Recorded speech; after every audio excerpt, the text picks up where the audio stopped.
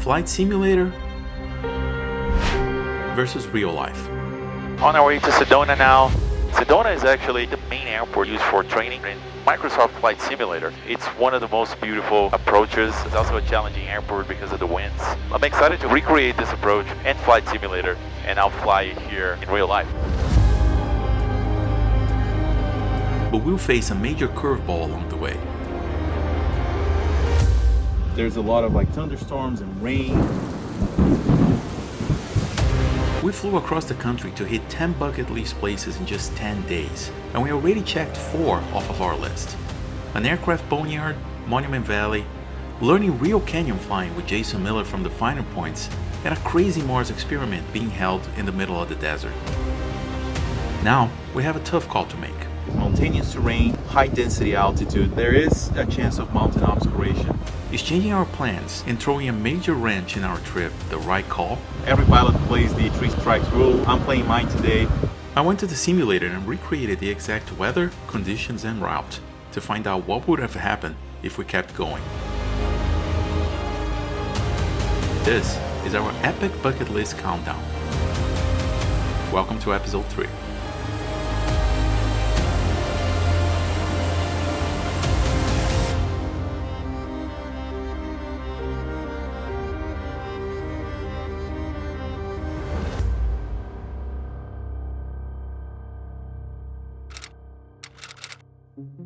Sedona is hard to describe.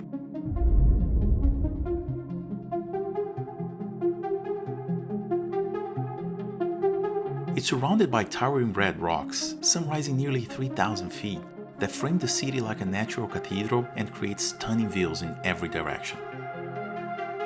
The airport sits right in the middle of town, perched on a mesa with cliffs off both ends of the runway.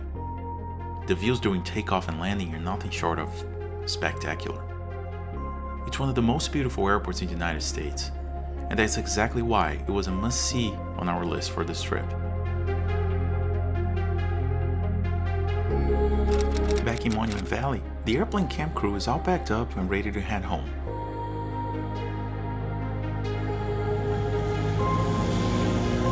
For us though, the adventure continues.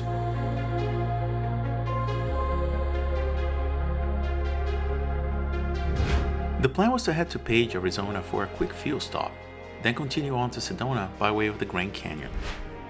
If you've been following the series, you know the Grand Canyon's on our list, and that last time, weather forced us to go somewhere else. Today, we're giving it another shot. Monument Valley traffic, Tiger 716 Echo Romeo is departing runway 34, straight out to the northwest, Monument Valley.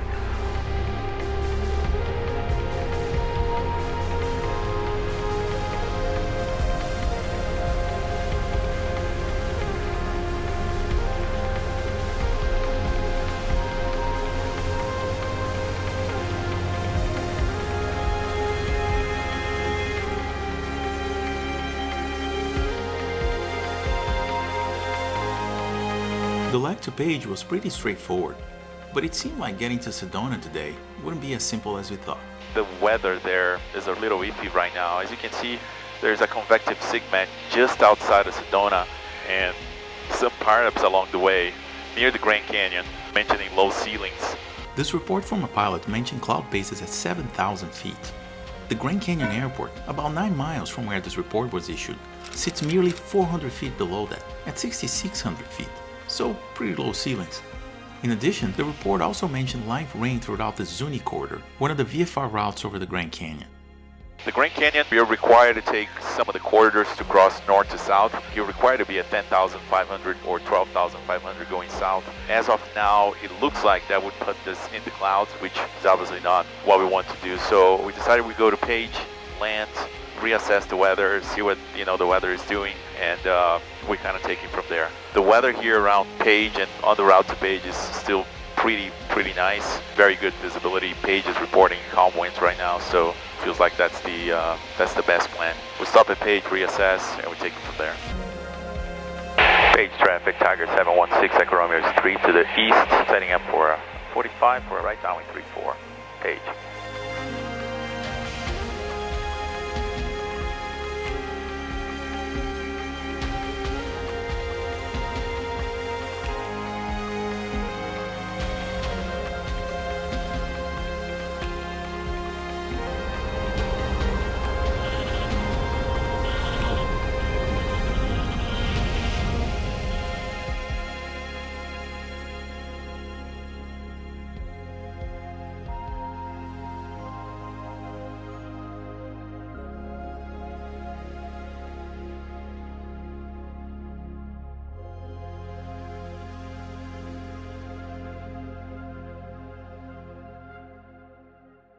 All right, so we were hoping that by now the weather would have cleared on the way to Sedona, but that's not the case.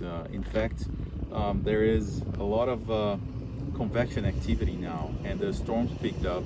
Not here, because here it's the sky's looking very good, but like there's a lot of like thunderstorms and rain. And here's the thing: if I was back home flying at sea level without rain, it would be a different thing. Maybe picking my way through the storms or through the rain or something like that. But here I am at a place that I don't know, with mountainous terrain, high density altitude. There is a chance of mountain obscuration throughout. Those are my 3 strikes right there. Every pilot plays the 3 strikes rule. I'm playing mine today, and that was enough for us to decide to stay here in Page instead of going to Sedona today, and we'll go tomorrow. We booked a last-minute hotel and secured the last available rental car at the airport to explore the surroundings of Page. And it was just as impressive from the ground as it was from the air.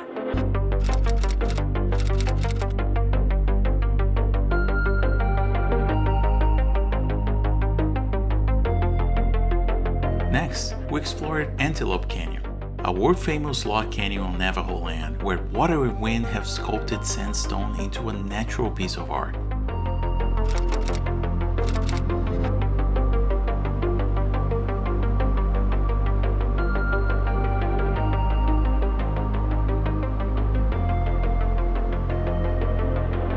Finally, we headed just a few miles away to Horseshoe Bend, where the Colorado River makes its iconic turn through the desert.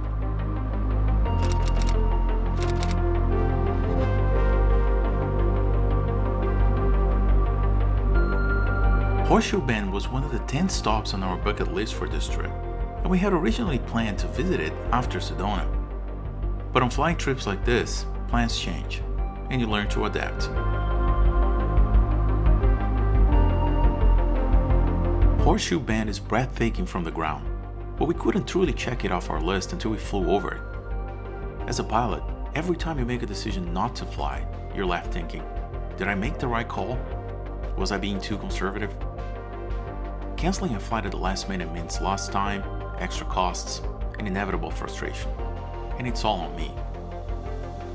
And while I'll never regret choosing what I felt was the safest option, I decided to double down on it. I fired up Flight Simulator and recreated the exact route and weather from that day to see what it would have been like if we had pressed on. Call it an ego check. So I'm here at 10,500 feet. That's the required altitude over the Grand Canyon, and I am over the Grand Canyon. And there's rain, and the aggravating factor is the outside air temperature, which, as you can see, is below freezing at this altitude. So perfect conditions for icing. I'm not exactly sure how well the simulator creates the effects of icing, but I can see it accumulating on my windows and even the windshield right here, which means it's also accumulating on the leading edges of the wing, the prop, the tail, and below me, even though I can't see, there's only mountains, canyons, cliffs, with clouds near the ring, so I can even try to descend below these clouds without the risk of hitting terrain. Definitely not a situation that I wouldn't want to put myself into. Honestly, I'm really glad I went with my gut.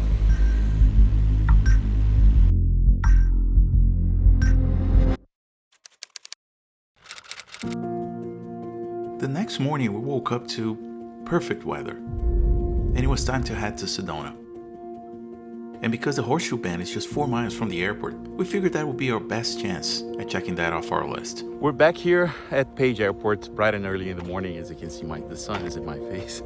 We are ready to depart to Sedona today. Weather is much better, as you can probably tell. The forecast is looking great for the entire route. And on our way there, we want to do something special. We want to fly over the Horseshoe Bend that we visited yesterday. And then from there, we'll head over to Sedona. Page traffic, Grumman Tiger 716 Echo Romeo is taking runway 34, right, now in departure to the south, Page.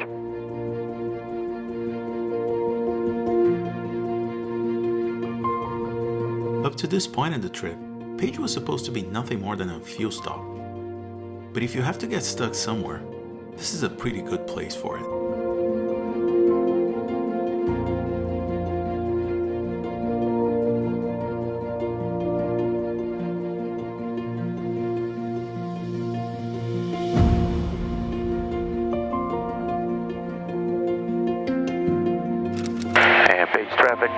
716 Echo Romeo. We'll be circling over the Horseshoe Bend at 6,200 feet. Beijing.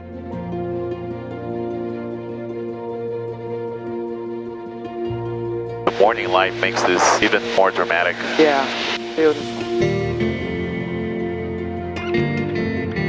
Now we had seen Horseshoe Bend. We couldn't have asked for better weather, and in fact, it was perfect to fly the Grand Canyon. But we had already missed a day in Sedona, which included hotel and rental car that were already paid for.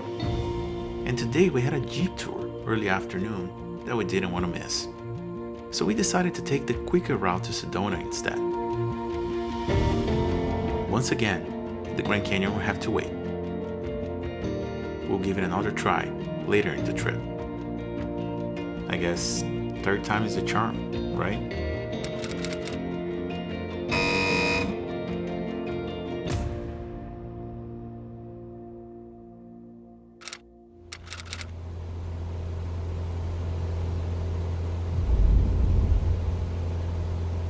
Alright, so we are on our way to Sedona now, cruising at 9,500 feet, and we have about 24 minutes to go. I'm really excited about landing in Sedona. Sedona is actually one of the airports, or I think the main airport in Microsoft Flight Simulator, used for training. I'm excited to actually recreate this approach and Flight Simulator, and I'll fly it here in real life. So that would be really cool. It's one of the most beautiful approaches. It's also a challenging airport because of the winds. So they're usually doing something gnarly and inside that the canyon there. But it's early in the morning. The winds are being reported as light, so should be a smoother ride, I hope. Sedona traffic, Grumman Tiger 716 Echo Romeo is 6 miles west of the field. We'll be circling over the field to join left now in runway 3, Sedona traffic. We're now approaching Sedona, and from here on, you watch what it looks like in the sim versus the real deal. Alright, here we go.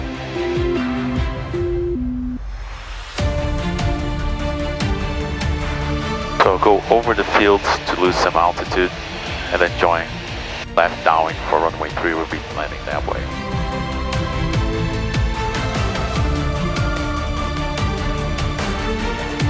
Look at this. Wow.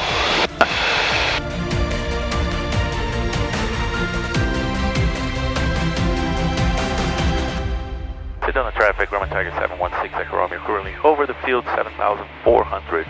We are circling to join the left now for runway 3, Sedona.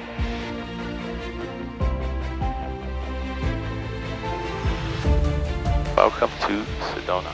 This is crazy.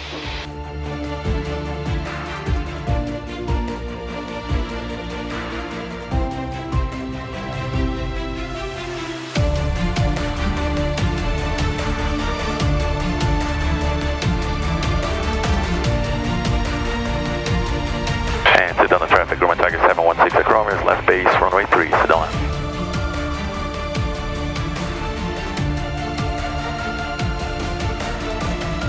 And Sedona traffic, Grumman Tiger 716 Echo Romeo is final 3, full stop, Sedona.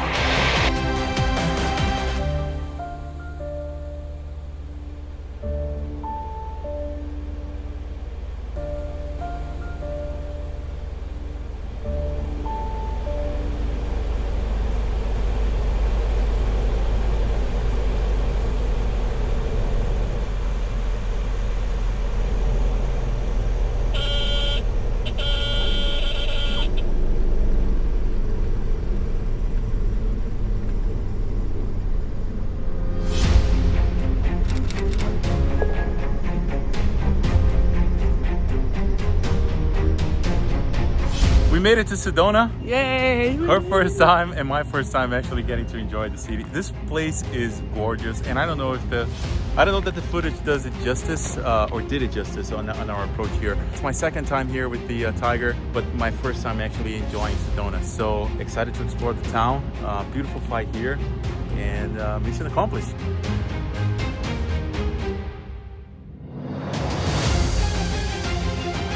made it in time for a picnic chip tour and then explored the city for another 3 days, soaking in the incredible selection of natural beauty that this place has to offer. Landing in Sedona is a milestone for any pilot, especially for those who, like me, experienced it in flight simulators so many times. It felt like a homecoming, in a way. And Sedona traffic, Grumman Tiger 716 acrometer is joining left now in for runway 3, Sedona.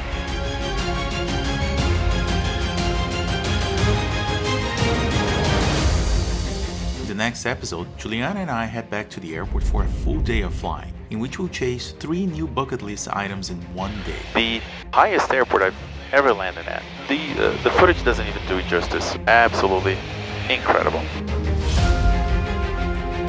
We're gonna have the unique experience of crossing 4 states in under 1 minute.